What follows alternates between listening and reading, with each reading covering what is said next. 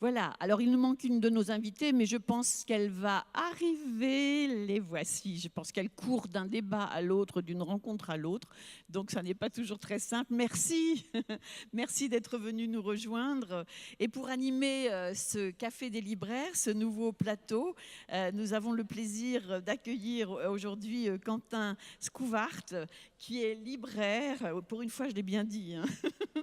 Qui est libraire à tout livre dans le 12e. Voilà, Quentin qui est un habitué du Café des libraires.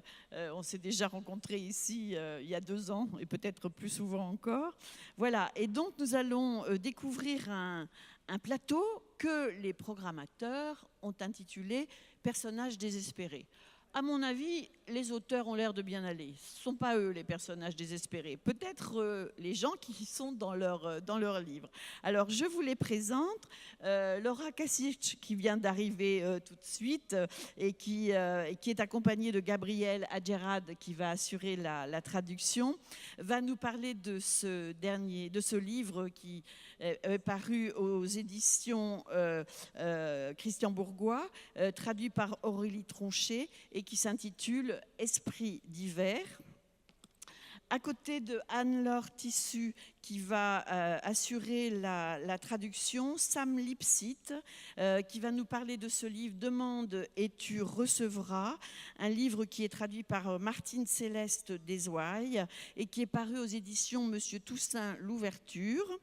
Et puis, tout près de moi, ici, David Joy. David Joy qui va parler de ce livre « Là où les lumières se perdent », un livre traduit par Fabrice Pointeau et qui est paru aux éditions Sonatine. Voilà, alors nous allons commencer tout de suite dans l'ordre que m'a donné Quentin, par justement le livre de David Joy, que je vais vous présenter en quelques mots. David Joy est né à Charlotte, en Caroline du Nord. Il a été nominé pour des prix tels que le prix Pushkar. Là où les lumières se perdent est son premier roman. Et donc, il a fait partie de la sélection du prix Edgar Allan Poe pour ce roman. Voilà, et donc pour dire un peu de quoi ce roman parle, on va donner la parole à Quentin, et puis c'est Fabienne Gontran qui assurera la traduction sur ce plateau. Voilà. Merci Maët. Alors David Joy, juste pour la présentation a été faite, mais sans révéler le fond de l'histoire, je vais quand même expliquer de quoi il retourne dans ce roman très rapidement. On est dans une toute petite ville des Appalaches, en Caroline du Nord, et le personnage principal, Jacob McNeely, est en rupture de ban avec la communauté de cette petite ville, pour une raison un peu indépendante de sa volonté, puisqu'il a la malchance d'être le fils de Charlie McNeely, qui est dans la longue lignée de trafiquants, contrebandiers, délinquants dans ce comté, depuis les années 30. Personnage très violent, très manipulateur. Et sa mère, Laura, dite la salope par son père. Ça vous indique déjà un peu l'ambiance familiale, qui est une junkie marginalisée qui vit dans une caravane. Voilà. Et le roman repose sur la trajectoire de ce garçon qui est à la fois pris par la nécessité de participer au trafic de son père, donc qui est pris dans cet engrenage-là, et par son désir de s'en émanciper, le rêve d'un ailleurs, surtout de partir de ce lieu. Un autre personnage très important intervient, Maggie, un personnage féminin, dont on reparlera au moment d'entretien avec David. Voilà pour le décor. Voilà. Peut-être qu'on va passer par un moment de lecture, peut-être, avant de commencer les questions. On va écouter tout de suite un extrait du livre. En principe, on a choisi à chaque fois cette année le début du livre, les 300 premiers mots, et pour lire ce matin, bienvenue à Katia Zavostkaya, qui est déjà venue plusieurs fois sur ce plateau les jours derniers. J'ai caché le pick-up derrière un long enchevêtrement d'herbes de pampa qu'il aurait fallu brûler depuis au moins 1 an. La police n'aimait pas qu'on escalade le château d'eau, mais la police, je ne m'en étais trop souciée. J'étais un McNeely, et dans cette partie des Appalaches, ça voulait dire quelque chose. Enfreindre la loi était aussi génétique que la couleur des cheveux et la taille. De plus, le château d'eau était le meilleur endroit pour voir les toques jetées en l'air quand les élèves de dernière année, abordant des toges noires et des sourires émus, quittaient une dernière fois le lycée Walter Middleton. Les barreaux, jadis peints en blanc, étaient écaillés et rouillés et s'affaissaient au milieu après avoir été gravis des années durant par des gamins naïfs, désireux d'inscrire leur nom sur la ville. Ces choses dont on croyait qu'elles duraient éternellement ne duraient jamais. Je n'avais même pas achevé ma classe de seconde, et c'est peut-être pour ça que je n'avais jamais éprouvé le besoin d'escalader ce château d'eau, le pantalon alourdi par des bombes de peinture. Il était inutile de graver mon nom dans le marbre. Un homme comme Jacob McNeely faisait hausser les sourcils et soulevait des questions. Dans une si petite ville, tous les yeux étaient inquisiteurs. Je ne pouvais pas même me montrer. Je ne voulais pas de problèmes et des rumeurs que ma présence là-bas entraînait, mais je devais la voir partir. La plateforme de Kaibotti qui encerclait le château d'eau avait quasiment perdu toute ses vies, et ses bordures étaient gondolées comme un livre de Foilu. Je me suis assise sous les lettres vertes dégouillantes qui formaient un « fuck you » presque illisible sur l'avant du château d'eau. Je tirai un paquet souple de Winston de ma poche de jean, allumai la dernière cigarette qui me restait et j'ai attendu. Merci Katia. Katia qui fait partie des ateliers de la Sorbonne Sonore, animés par les livreurs, et voilà, dont on reçoit les étudiants sur ce plateau, ou même quelques livreurs eux-mêmes d'ailleurs, je crois, voire une qui en fait partie. Voilà, donc je te laisse enchaîner, mon cher Quentin. Merci Maët. Alors, pour David Joy, peut-être pour commencer, parce que pour moi, c'est quelque chose d'assez important, et pour incarner cette histoire-là, j'aimerais vous entendre sur la géographie, c'est-à-dire c'est quoi ces Appalaches, c'est quoi cette petite ville qui joue comme une double prison d'une certaine manière, une prison, c'est-à-dire un endroit géographique dont on ne sort pas, très très étroit, où mentalement les gens ont du mal à se dire qu'il y a un ailleurs, qu'il est possible qui vit en vase clos, voilà. Et puis également sur la question sociale, cette géographie, c'est une géographie sociale, une très petite communauté où la question de la réputation est très importante, où la question de l'héritage, d'une famille à l'autre, des hiérarchies sociales très établies, très peu mobiles. Voilà, j'aimerais que vous nous parliez, pour commencer, de ce décor dans lequel s'inscrit ce roman. First of all, trying to define Appalachia within a singular paradigm is next to impossible in the sense that you're talking about a region that stretches from Alabama, climbs all the way up to Maine. Dans un premier temps, définir les Appalaches en un seul paradigme me semble totalement impossible dans la manière où cette région s'étend de l'Alabama pour s'étirer jusqu'au sommet du Maine. But the place I live, is very distinct. It's in the mountains of North Carolina. Geographically, you're talking about one of the oldest mountain ranges in the world. I think there's only one other mountain range in the world that's older. So you look around and there's just, there's this massive landscape. And I think there's really two ways to look at that. And one is that you're being cradled, kind of like a baby bird in a nest, or that you're sitting in God's hand. And that's how I look at it. And then you can also look around and feel very trapped and vulnerable. And that's kind of how Jacob in the story feels. L'endroit, plus spécifiquement où j'habite, est très particulier. C'est dans le nord de la Caroline, c'est entouré de montagnes et en termes de géographie pure, Je pense que ce sont les plus vieilles chaînes de montagnes au monde, ou peut-être les deuxièmes. Donc le paysage est immense, absolument massif, et il y a deux moyens de le percevoir. Le premier, c'est tel un oisillon niché dans son petit nid, ou tel un personnage lové dans la main de Dieu, c'est la perception qui est la mienne, ou comme un piège, comme un personnage vulnérable pris au piège par ces montagnes, et c'est la posture de Jacob.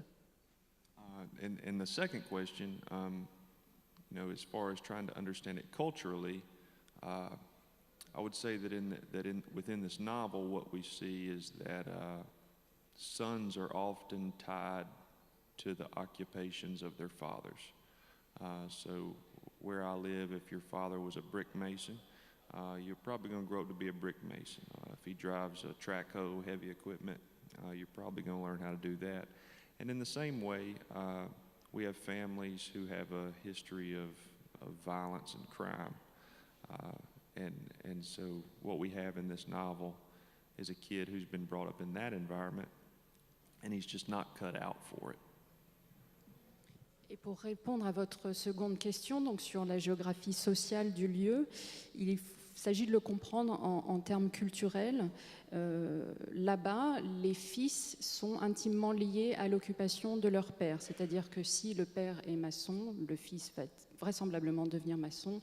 Si le père conduit des gros engins de chantier, le fils vraisemblablement suivra dans ses traces. Et ça se joue dans les familles de la manière suivante, c'est que l'histoire de la violence et de la criminalité se perdure ainsi de père en fils. Et dans le roman, la particularité de Jacob, c'est que c'est un énième enfant qui naît dans cet environnement, mais qui n'est pas taillé pour y vivre.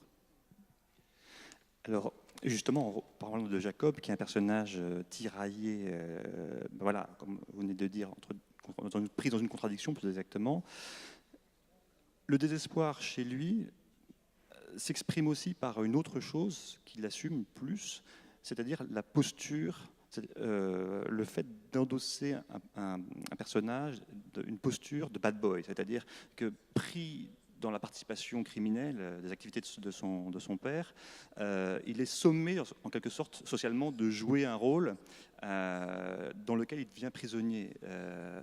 J'aimerais vous entendre là-dessus, parce que c'est un des éléments psychologiques les plus importants, à mon avis, du roman. Yeah, I think that's what creates something interesting on a page. Is having somebody with their back against the wall.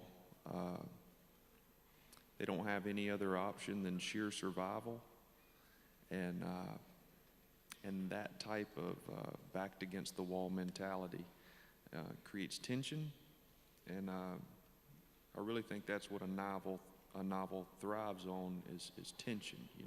The tighter you can stretch it, the more engaging it is for a reader. That when you see somebody taking a book and they're just, turning pages, they're turning pages because that tension has been, pulled to a breaking point.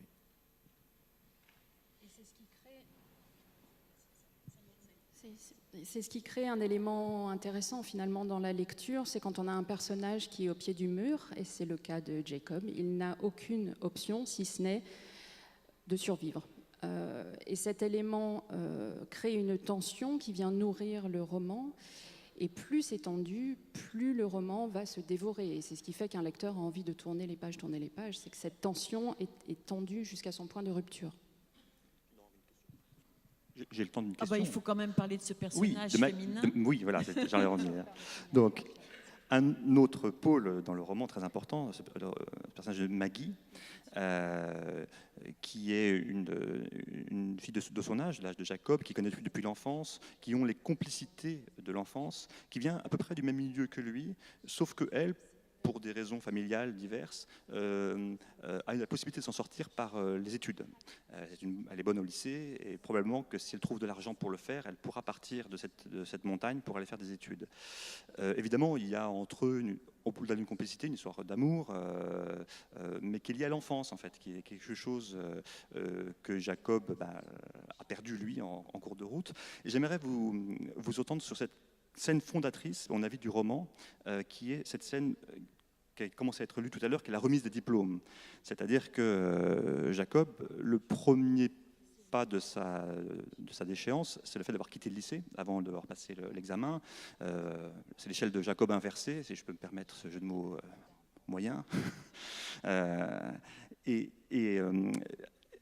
C'est comme si on tient là un auteur presque socialiste à ma droite, américain, ça c'est important de le dire, puisque dans cette scène-là, il y a une force, une poésie incroyable qui est portée sur la projection de l'école, la possibilité de s'en sortir, non pas par une théologie miraculeuse, non pas par les secrets de la nature ou le déterminisme, comme le veulent les conservateurs, mais par l'éducation, par la possibilité d'apprendre. Et lui, il assiste à la remise des diplômes de loin parce que c'est lui qui a fait le geste de quitter cette école-là. Moi, j'aimerais vous entendre sur ce sujet-là, parce que Maggie représente justement cet espoir, cette possibilité de s'en sortir par le haut, j'entends. I think what you're noticing there as a reader is a result of poverty, and so poverty in America, you have very few outlets at all, and the smart outlet, the outlet that everybody says, if you do this, if you do this, if you do this, you'll get out of here, is school.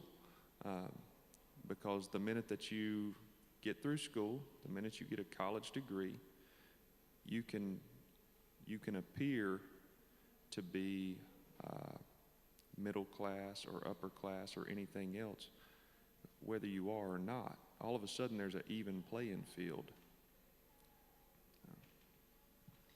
Ce que l'on remarque en tant que lecteur et ce que vous soulignez, c'est le résultat de la pauvreté. Aux États-Unis, la pauvreté offre très très peu de portes de sortie et parmi toutes les options qu'on cite, si tu fais ça, si tu fais ci, tu vas t'en sortir, il y a l'école. Sachant qu'un diplôme universitaire peut donner l'illusion qu'on fait partie de la classe moyenne, qu'on fait partie de la classe supérieure et qu'on peut s'en sortir. Et ça met tout le monde, l'école met tout le monde sur un pied d'égalité.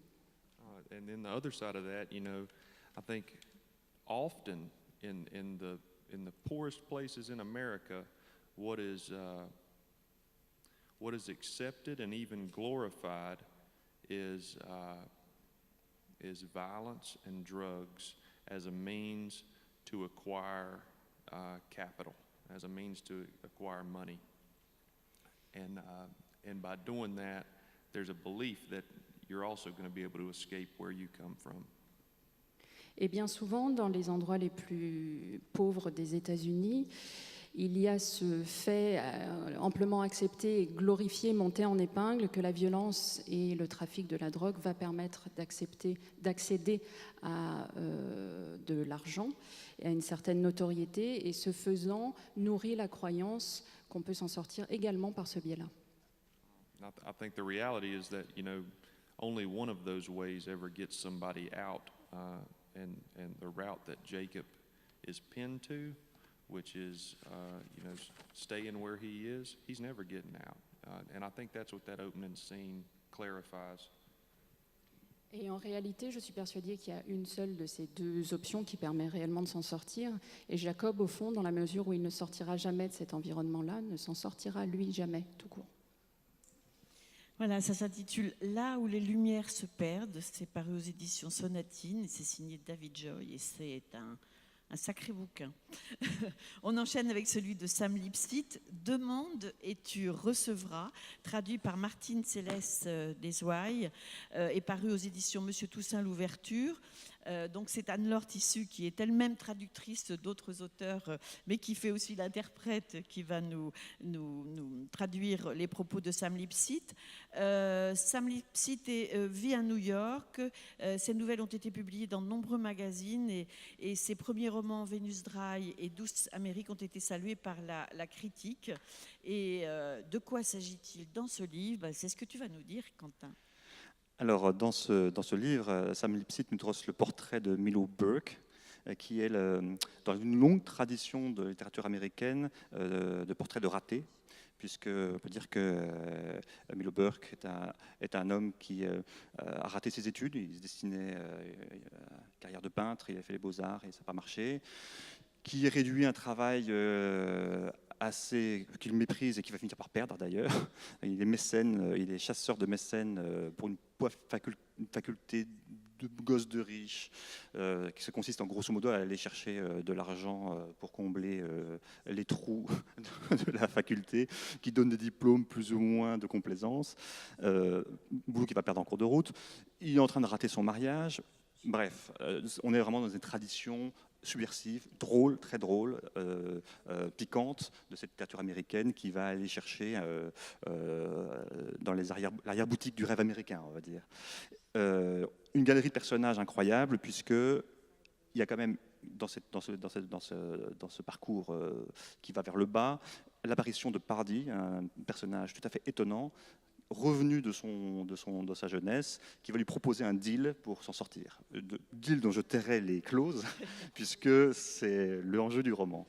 Voilà, on retiendra juste que c'est un livre extrêmement drôle, très piquant, et dans la grande veine de la littérature américaine de ce genre. On écoute tout de suite un extrait. Et c'est un extrait qui est lu par Elisabeth Vien, qui fait partie des livreurs. Et vous allez voir que la première fois, ça commence fort. L'Amérique n'était plus qu'une vieille mère maquerelle en fin de vie.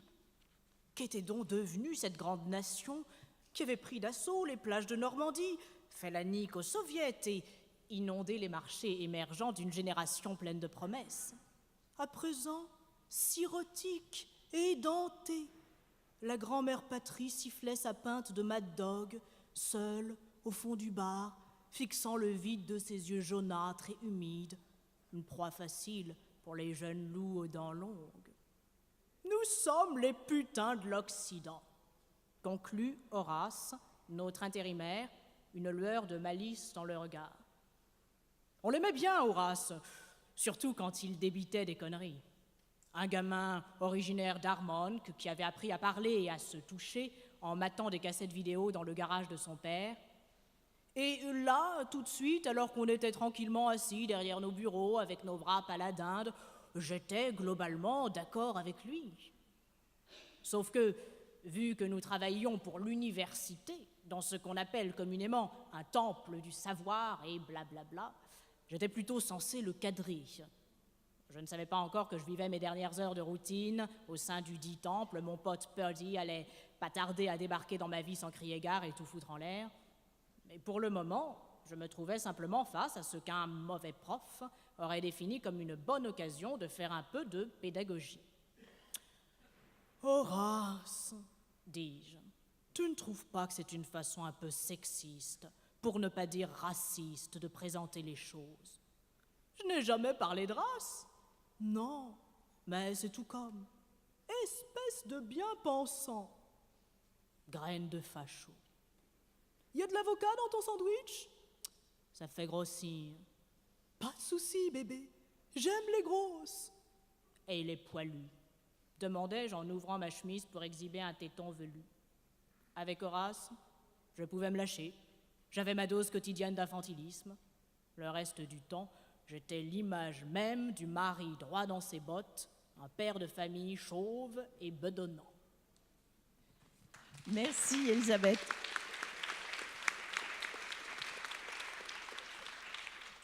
Alors, Samuel Psit, dans ce roman, on a une galerie de personnages presque cinématographique. On a l'avocat véreux, on a un factotum d'homme d'affaires qui peut être un homme de basse œuvre également, une femme de luxe hystérique, des universitaires cyniques et plus ou moins en fin de course. Sur le thème du désespoir, puisque c'est l'objet de ce plateau, on peut dire que c'est une valeur distributive dans votre roman. Est-ce que dans ce portrait vaste où on croise que des personnages de cinéma, vous diriez que le désespoir est la valeur la plus commune, la plus partagée, comme une maladie de cette manière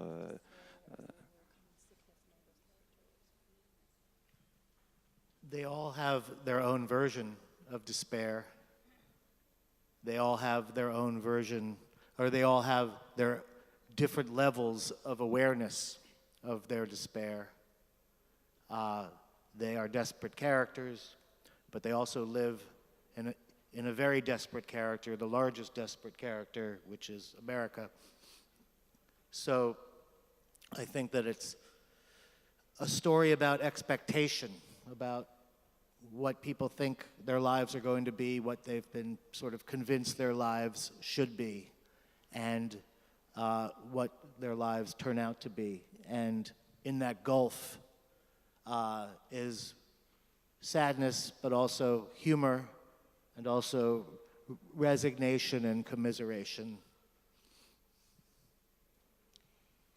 Disons que chaque personnage propose une version du désespoir, hein, ou peut-être un certain degré de désespoir, ou plus exactement un degré de conscience du désespoir. Mais finalement, ils vivent tous dans ce qui est peut-être le personnage le plus désespéré du roman, et c'est ce cadre de l'Amérique. Et c'est une peinture des attentes, des espoirs. Chacun a été convaincu qu'il devrait mener une certaine vie. Puis ensuite, quand il compare à la vie qu'il mène vraiment, dans cet abîme viennent se loger la tristesse, mais aussi l'humour, la résignation, la commisération. And I don't think they are alone. The desperation is very widespread, and I think it also comes from a lack of awareness about that they have about their time on Earth, and they have this kind of innocent feeling that things can only get better and they will live forever. And I think the ones who do find some peace are the ones who realize they're just here for a little while. Ils ne sont pas seuls dans cette situation, c'est un état général de désespoir qui tient sans doute à une absence de conscience du caractère éphémère de la vie.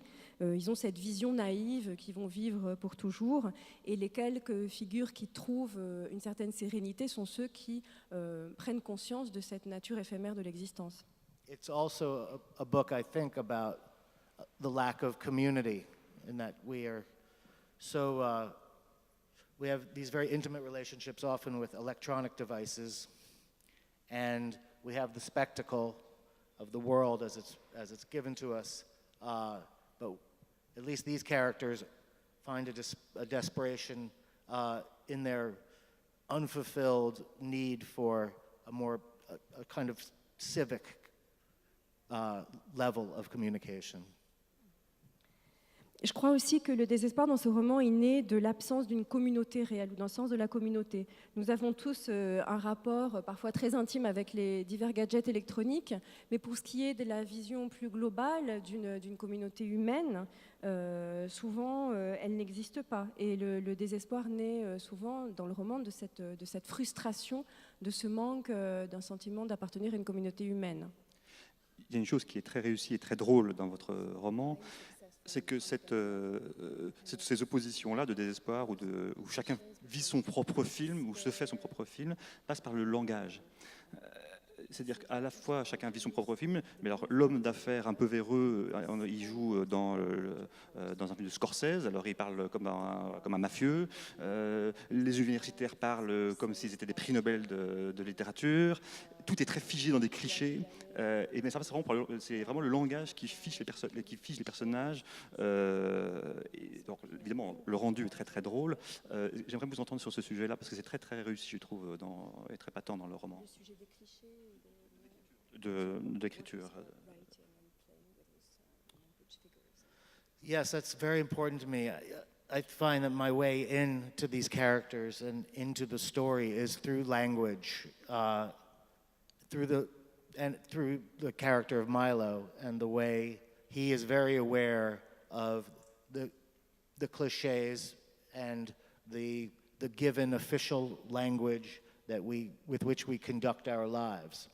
And yet I'm also trying to find a poetry in that official language, to find the humor in that official language, to find the contradictions, because we live through our language all the time, whether we're with friends, whether we're working with people.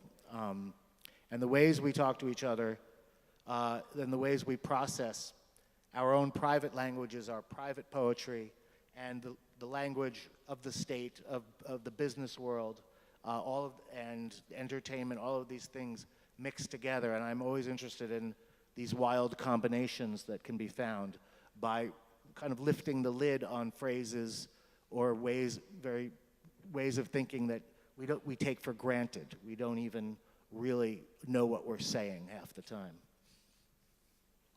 C'est fondamental pour moi. C'est ainsi que j'entre dans les personnages, que je les crée, qu'ils se développent. C'est vraiment à partir du langage. Et Milo, le personnage principal, a une conscience aiguë des clichés et de l'abîme parfois qui sépare le langage conventionnel, banal, que nous tenons pour acquis.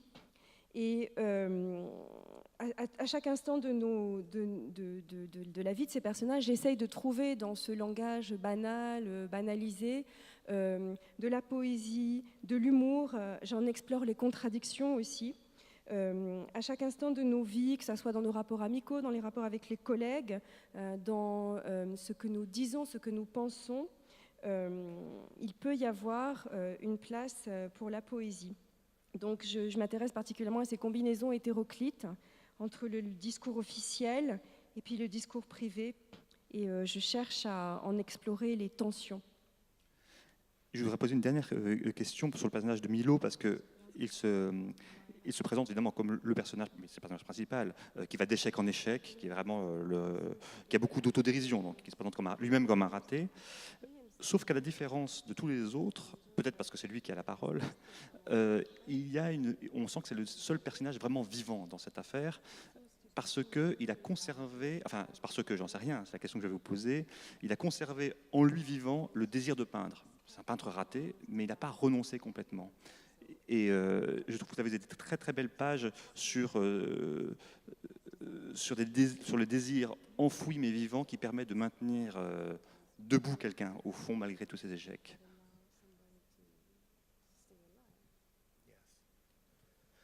I think that without giving away the story, Milo does retain his humanity, and at the end, well, I won't say what happens at the end, but there is this sense that there is another way, and one doesn't have, although the circumstances may stay desperate, and they do for many, many people, there can be, and I think David actually pointed to this in something he said about being in the mountains, but it's a matter of perspective too, and it's what you make of what you have, and if you can accept that, I don't think, it's certain, but it's also accepting that nothing is certain.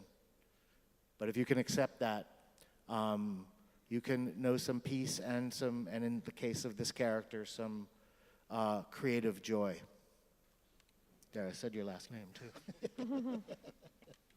Bon, je ne vais pas raconter la fin du roman, mais il est certain que Milo conserve un caractère profondément humain, et la fin du roman laisse entendre qu'il y a une autre façon de procéder, que même si les circonstances restent les plus désespérées qui soient, et je crois que David l'a dit tout à l'heure à propos des montagnes, l'idée de l'importance de la perspective, du point de vue qu'on adopte.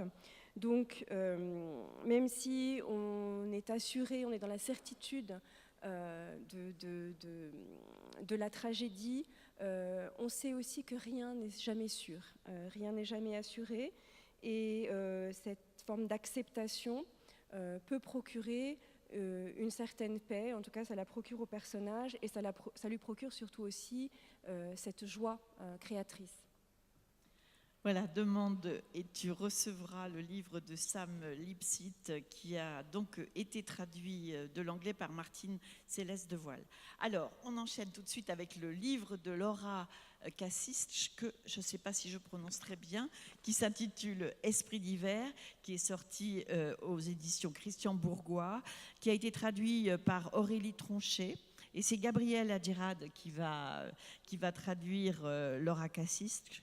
Alors, elle est née, elle a été couronée par plusieurs prix littéraires pour sa poésie et ses romans. La vie devant ses yeux et A Suspicious River ont été adaptés au cinéma. Esprit d'hiver est son 9e ouvrage traduit chez Christian Bourgeois. Vous vivez dans le Michigan, je crois, où vous enseignez l'art du roman à l'université de Ann Arbor. Le recueil de poésie Mariée rebelle, premier titre paru aux États-Unis dans les années 90, est publié en France, je crois, cette année aussi, hein, aux éditions Page à Page. Et je crois même que vous en avez fait une lecture à la Maison de la Poésie de Paris jeudi dernier, je crois. Hein. J'espère que je ne dis pas des bêtises. Et je crois que la préface est signée Marie Desplechin. Voilà, ça c'est pour le recueil. Non, c'est une erreur ? J'ai entendu, non, bon, je sais pas. Alors, on va revenir à celui dont on parle aujourd'hui, Esprit d'hiver, une histoire tout à fait passionnante. Eh ben, c'est pas trop évident à résumer non plus, parce qu'il faut pas trop déflorer les choses, mais c'est... Alors, je vais m'y essayer justement en maintenant absolument le roman intact. Il s'agit d'un Esprit d'hiver met en scène un huis clos dans une maison dans le Middle West. Une journée de Noël. Le roman se passe vraiment sur une seule journée dans une maison et met en scène deux personnages principaux qui sont là. Une mère, Holly, et sa fille adoptive, Tatiana, qui a été adoptée en Russie 13 ans auparavant. Donc une mère et une adolescente. On comprend très vite que cette journée est une journée spéciale, avec une atmosphère un peu trouble. On ne comprend pas où trop ça va nous mener, mais ça je ne le dirai pas. Il y a une chose absolument importante dans ce roman, c'est qu'on est sur deux niveaux de réalité. On est dans la réalité de la vie de cette relation, et puis beaucoup dans la tête de la mère. C'est-à-dire qu'on joue entre une part un roman naturaliste, on va dire, réaliste en tout cas, et un roman, pas onirique, mais enfin qui va vers la projection de ce qui se passe. Voilà. Alors, évidemment, ce duo va nous emmener à un endroit tout à fait inattendu, que je ne dirai pas. On va en entendre un extrait, et j'espère que mes questions à Laura éclaireront davantage le roman. Alors, on écoute tout de suite un extrait du livre qui est lu par Laure Perlot. Bonjour Laure, et bienvenue.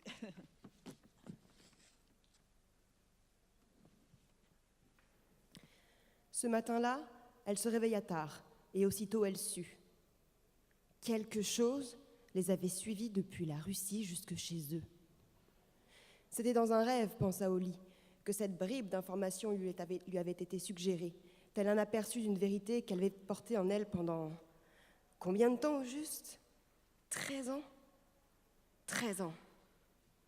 Elle avait su cela pendant 13 ans, et en même temps, elle l'avait ignoré.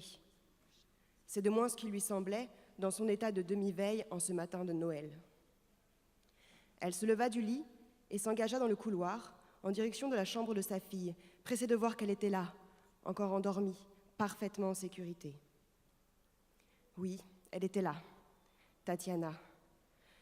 Un bras blanc passé sur un couvre-lit pâle, les cheveux bruns répandus sur l'oreiller, si immobile qu'on aurait dit une peinture, si paisible qu'on aurait pu la croire. Holly retourna dans sa chambre et se glissa à nouveau dans le lit près de son époux. Mais à peine allongée, elle pensa encore une fois. Cela les avait suivis jusque chez eux.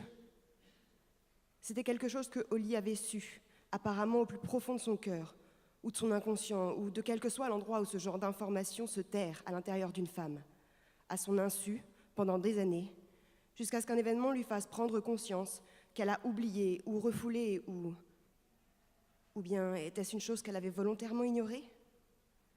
À présent, elle s'en apercevait. Quelque chose les avait suivis depuis la Rustie jusque chez eux. Mais quoi ? Voilà.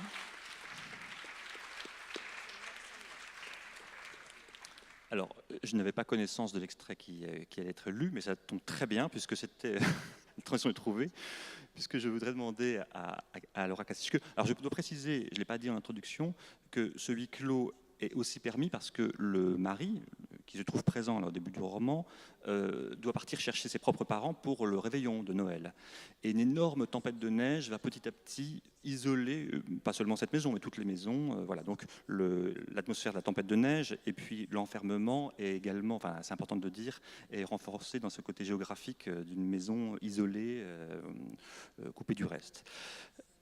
Quelque chose les avait suivis depuis la Russie jusque chez eux. Cette phrase est comme un fil rouge, comme une phrase magique qui va parcourir tout le roman. Ma première question porte là-dessus, c'est-à-dire est-ce que c'est cette phrase qui finalement fait le fil conducteur de l'écriture de ce roman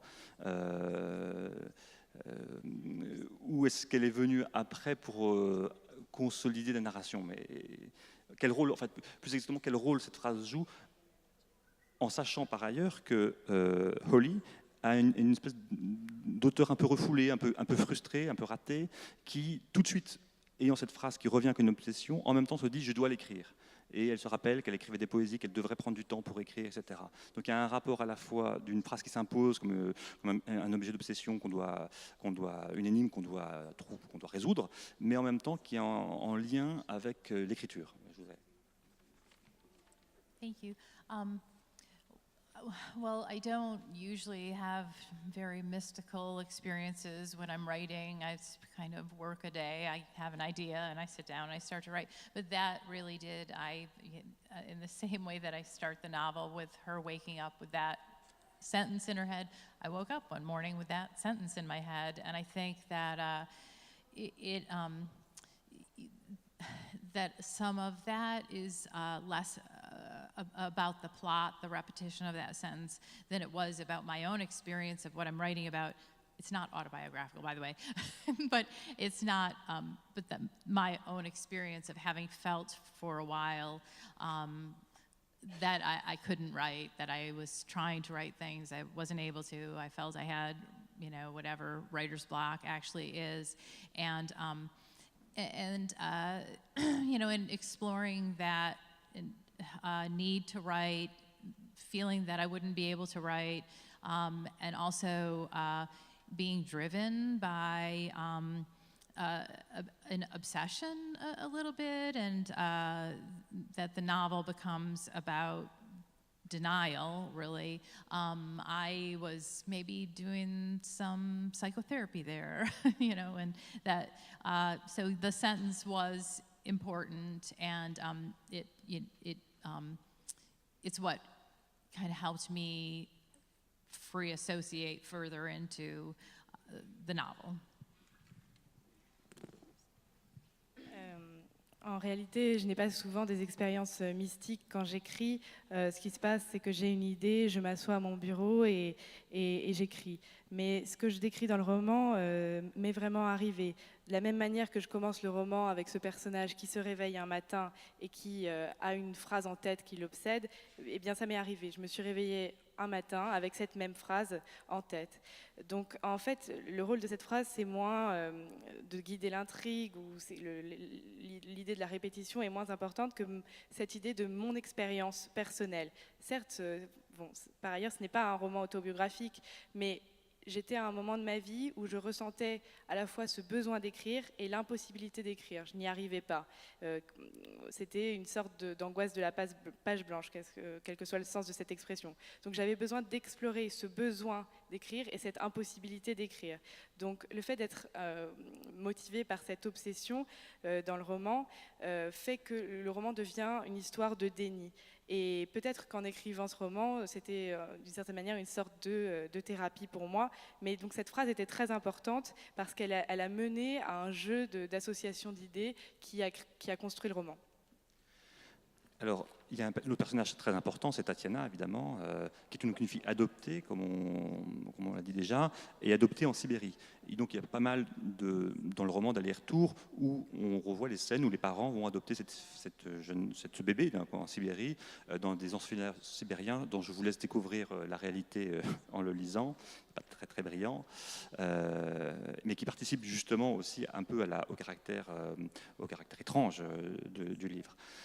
Sur ce personnage-là, évidemment, vous creusez très fort ce sillon et de façon très pertinente, personnage d'adolescente qui, en opposition avec le monde des adultes, à la fois est un peu une espèce de fanatique de la vérité, qui sait ce qu'elle veut, qui peut juger les adultes en disant c'est des gens corrompus, etc. Donc on est vraiment dans une opposition, on va dire, un peu classique entre des parents et des ados.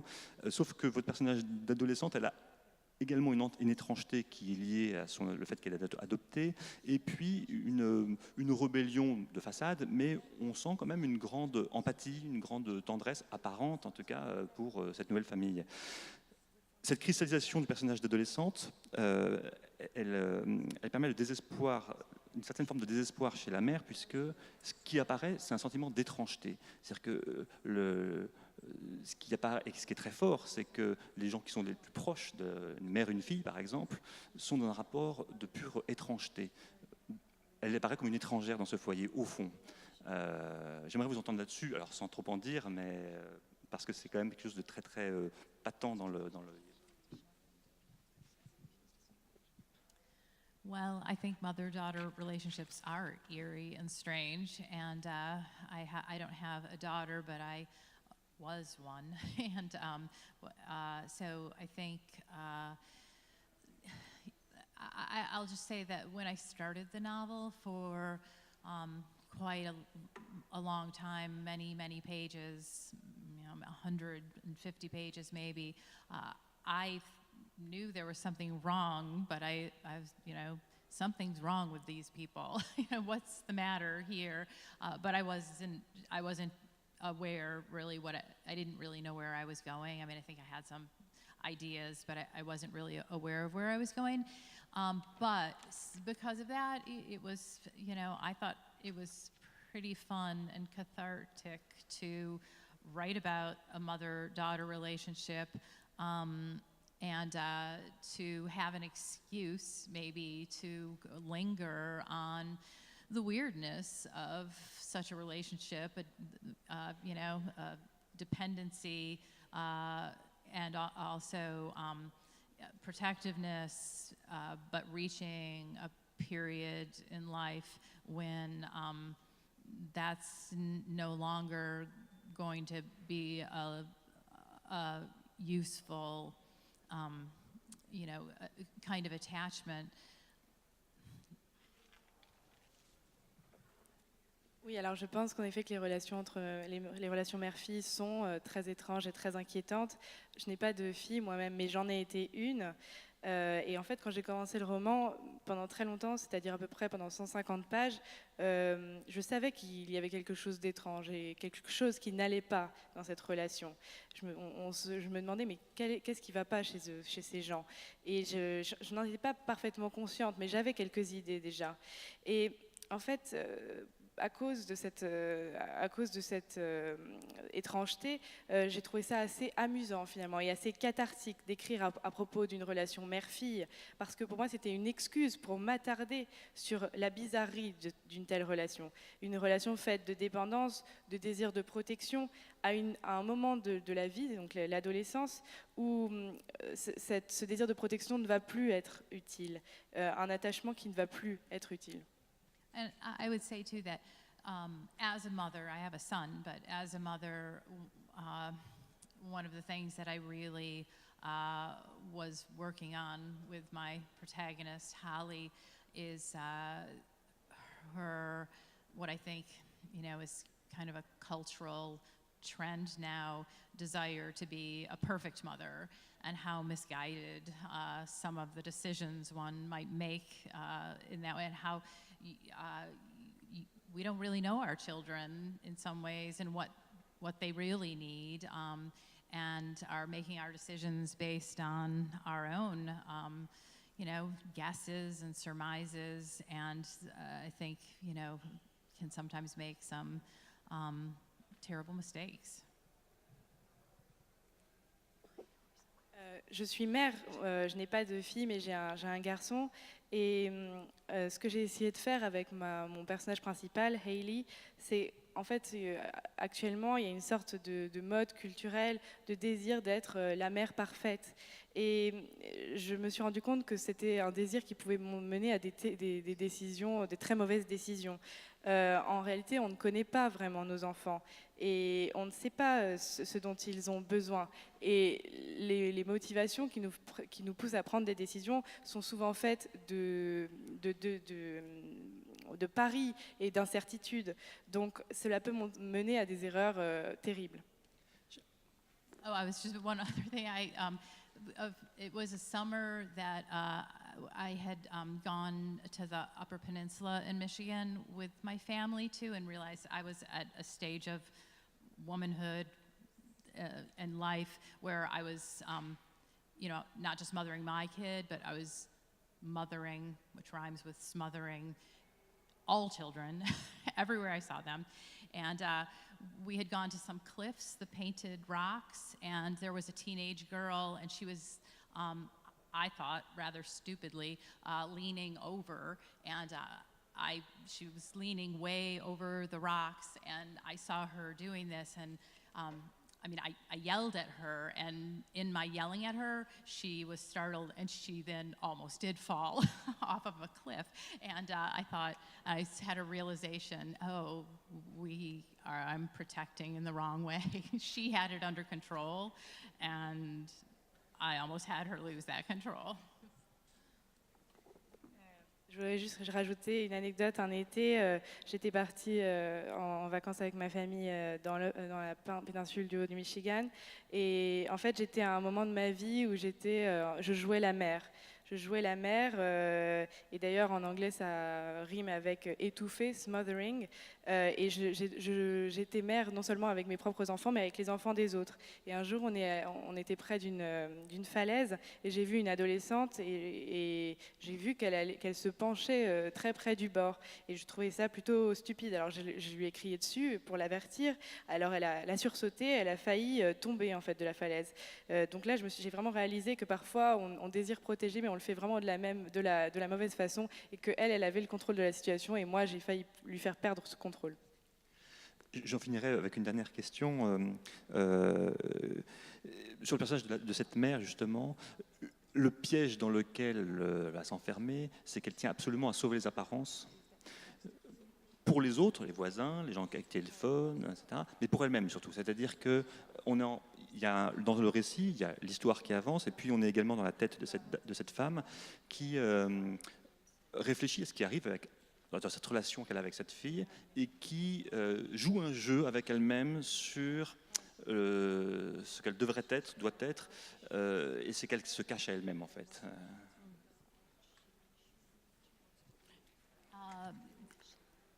I think that is true, and probably true of a lot of us, not just women or mothers or anyone else. I think her level of denial is of much greater proportions, but it's still something that I think that I could relate to. I've seen in myself, I've seen in other people who, in her case, she had a wilder side and wanted to be a poet, and chose domesticity and decided that the two parts of herself were irreconcilable. And I think, for many people, and for her anyway, that can be a little bit tragic. Je pense que c'est vrai de beaucoup de gens, et pas seulement des mères ou des femmes, mais de tous les gens qui m'entourent et que je connais. Il y a un niveau de déni, de répression qui atteint chez elles des proportions évidemment beaucoup plus grandes. Mais c'est surtout quelque chose auquel je pouvais m'identifier, à la fois moi, mais aussi les gens que je connais. Et par exemple, ce personnage de mère, elle a un côté plus sauvage, plus fou. Elle voulait être poète, mais elle a choisi la vie domestique, et elle considère que ces deux parties d'elle-même sont comme irréconciliables. Et en fait, je pense que pour beaucoup de gens, ce genre de division peut être vraiment tragique. C'est un livre qui a un véritable suspense parce que c'est une atmosphère étonnamment étouffante. Alors, étouffante d'abord parce qu'il y a cette tempête de neige qui isole la mère et la fille. Étouffante aussi parce que cette mère, elle est vraiment... elle ne veut pas seulement être la meilleure mère, je crois, elle veut être la meilleure femme, la meilleure maîtresse de maison, elle veut tout faire bien et tout commence à dérailler dès ce matin-là. Et petit à petit, cette atmosphère devient vraiment angoissante et c'est ce qui fait tout l'intérêt de ce livre qui est, voilà, ça peut paraître comme ça, partir d'une histoire très quotidienne et ça va se terminer d'une manière qu'on ne vous dira pas, mais vous pourrez découvrir en lisant ce livre qui s'intitule Esprit d'hiver, paru chez Christian Bourgois, qui a été traduit par Aurélie Tronchet, je le rappelle. Et merci à Gabriel Adjerad d'avoir assuré la traduction. Nous avons parlé aussi du livre de David Joy, Là où les lumières se perdent, paru chez Sonatine, traduit par Fabrice Pointeau. Voilà. Et puis le livre de Sam Lipsit, Demande et tu recevras, traduit par Martine Céleste Desouailles et paru aux éditions Monsieur Toussaint Louverture. Un grand merci à tous les auteurs qui sont venus sur ce plateau ce matin. Merci à toi, mon cher Quentin. Les libraires sont de bons lecteurs, de très bons lecteurs. Merci à toi de nous faire partager. Merci bien sûr à nos lecteurs à voix haute. Nous, on continue. Cet après-midi, on reprend à 2h. On va avoir le droit de manger aujourd'hui. Génial.